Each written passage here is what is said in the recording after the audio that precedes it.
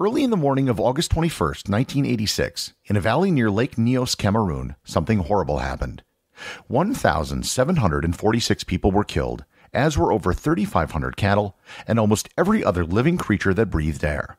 There were no signs of violence or destruction. Everyone and everything seemed to have simply died. They were victims of one of the Earth's rarest and most frightening disasters. Learn more about limnic eruptions, what they are, and how they can be prevented on this episode of Everything Everywhere Daily.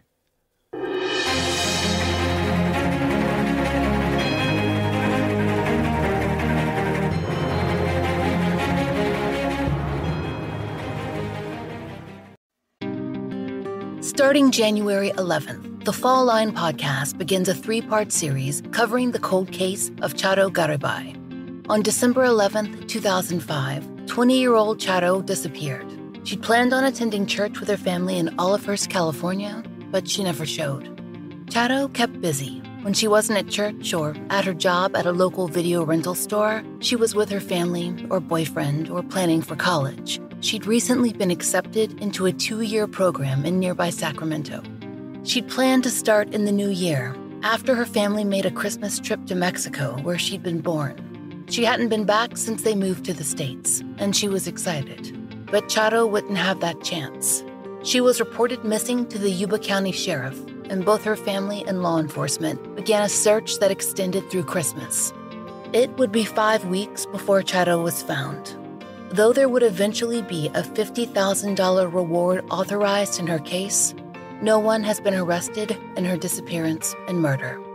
Her family, her mother Magdalena, her sister Marisol, her brother Junie, her cousins and friends believe that Charo was killed by someone that she knew. They think that the answer to her cold case lies at home in Yuba County with the people Charo saw in daily life, a killer in plain sight. Join them in our coverage of Charo's case to hear her story and what they and investigators hope can be done today. Find The Fall Line, a true crime podcast, anywhere you listen.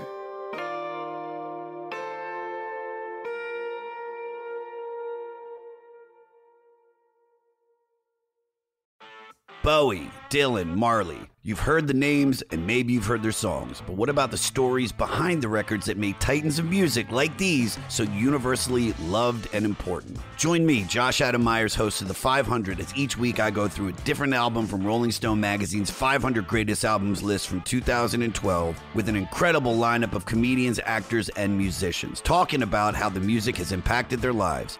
New episodes of The 500 come out every Wednesday. Listen now wherever you get your podcasts.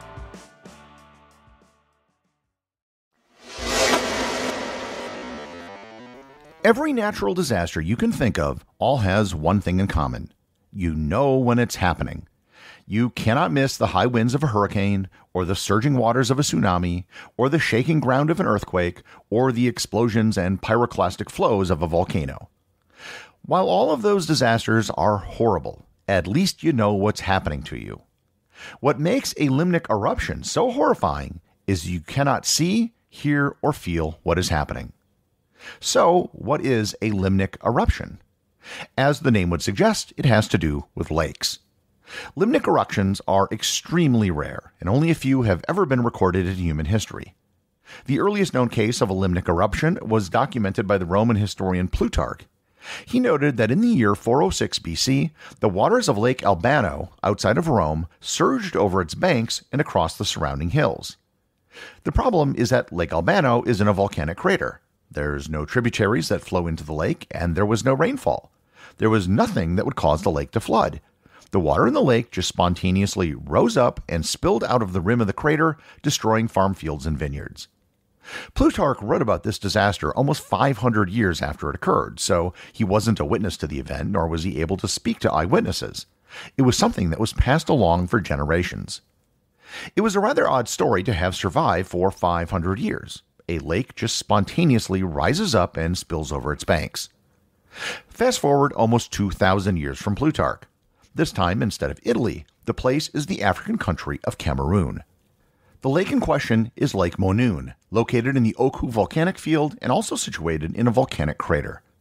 On August 14, 1984, at 10:30 p.m., something happened at Lake Monoun.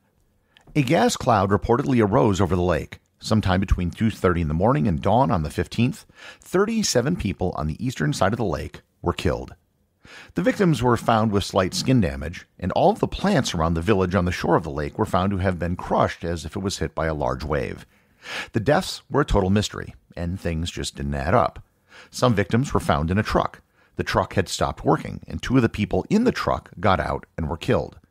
2 people sitting on top of the truck somehow survived. The working theory for the deaths of Lake Nyos was terrorism. There had been some fighting and civil strife in Cameroon in the past, so the explanation was plausible, and quite frankly, nothing else made sense, other than somebody was testing a biological weapon in the area. There was no means or motive, but what else could it be?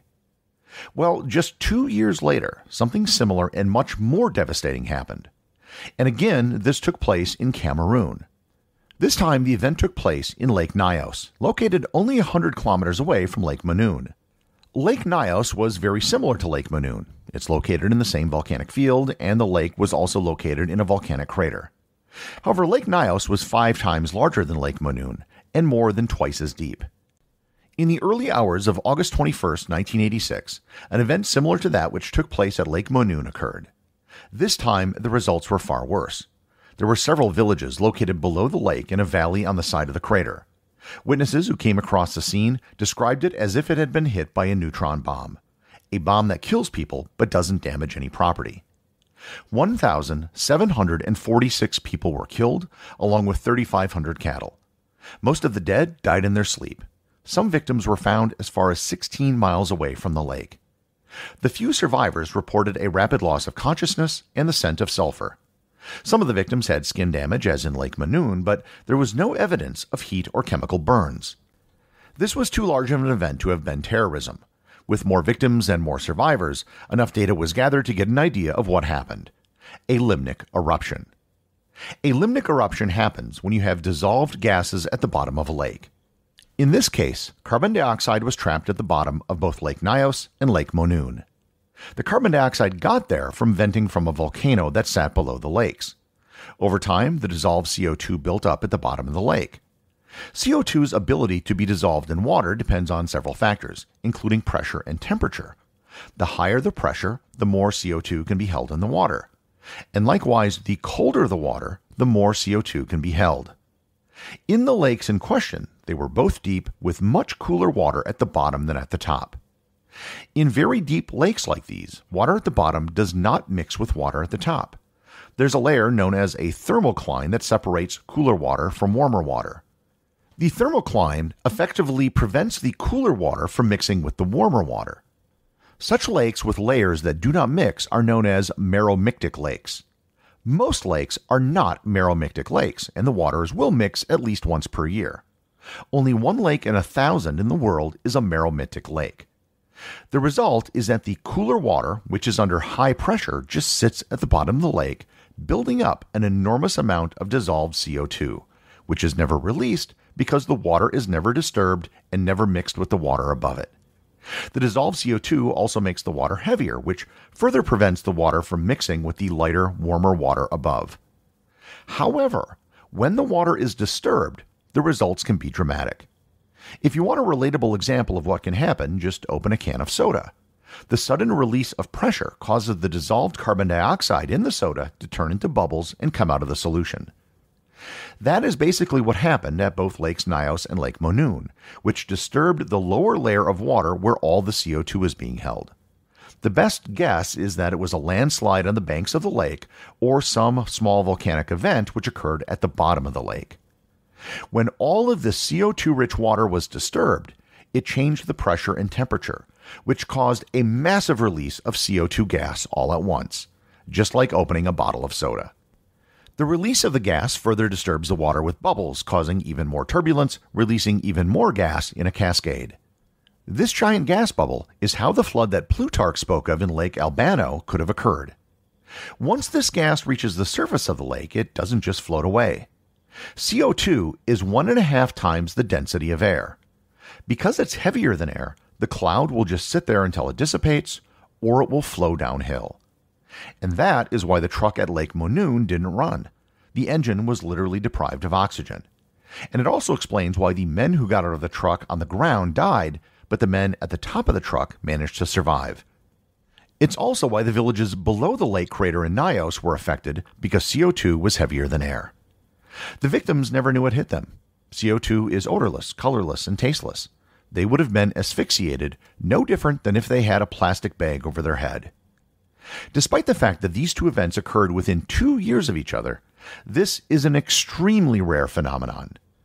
Only certain lakes are candidates for a limnic eruption. Even then, it might take centuries for enough CO2 to build up to dangerous levels.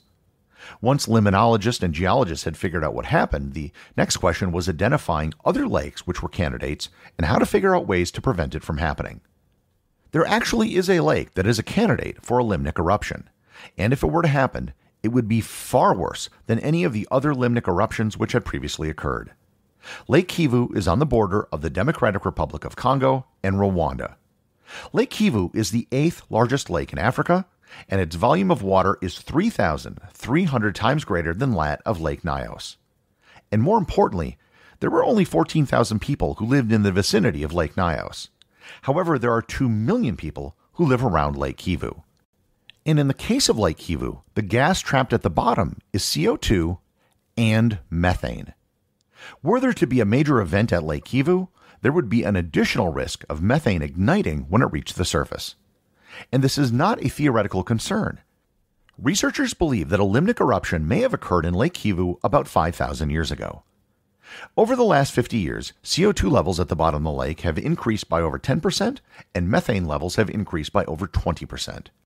There is a methane extraction industry on the lake, and the hope is that this is causing enough low-level disturbance to vent the methane as well as some of the CO2. Likewise, a ventilation pipe has been installed at Lake Nyos to remove some of the dissolved CO2 at the bottom of the lake. And I'll close by answering a question that some of you might be thinking. If the conditions necessary for a limnic eruption are a deep lake in a volcanic crater in a region with volcanism, there is a very prominent lake that fits the bill. Crater Lake in Oregon, a United States national park. Crater Lake is the deepest volcanic crater lake in the world. It's part of the Cascade Volcanic Arc, which includes active volcanoes such as Mount St. Helens. So, could a limnic eruption happen at Crater Lake? And the answer is no. And the reason has to do with temperature. All of the lakes I've mentioned so far lie in tropical areas, or at least in places where it seldom snows or freezes. Crater Lake gets a tremendous amount of snow. When the cold, freezing snow lands in the lake, it sinks because of its cold temperature. This causes gradual but constant convection in the lake, which slowly circulates the water. It isn't much, but it's enough to prevent a dramatic CO2 buildup. Limnic eruptions are certainly very dangerous, but they're not something to worry about on your next trip to a lake. Conditions have to be perfect, and there needs to be some sort of event to trigger the eruption, and it takes centuries for the gas to build up to dangerous levels.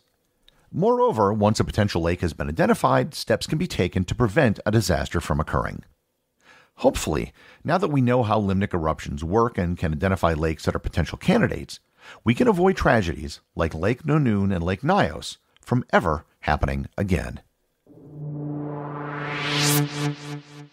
The executive producer of Everything Everywhere Daily is Charles Daniel. The associate producers are Thor Thomsen and Peter Bennett. Today's review comes from listener The New Heather over at Podchaser. They write, "At first I thought this was a nice occasional break from daily news noise. Then I realized that this is far beyond novelty entertainment and is a rich variety of mentally nourishing factual content that also integrates explaining things connected to current events as much as it delves into all ages past. I've become addicted to this, and I find I'm reaching for this in the morning to find out what's in the surprise box today, before any other podcast or diving into old episodes when I need to hear a sane, reliable, factual, and objective voice. And he has a pleasant voice, so bonus." Thanks, The New Heather, and if they're listening, your arch nemesis, The Old Heather. You have discovered a truth about this podcast. It's really a surprise box service. Except, rather than getting something filled with useless junk once a month, you get something you can learn every day. Remember, if you leave a review or send a boostagram, you too can have it read on the show.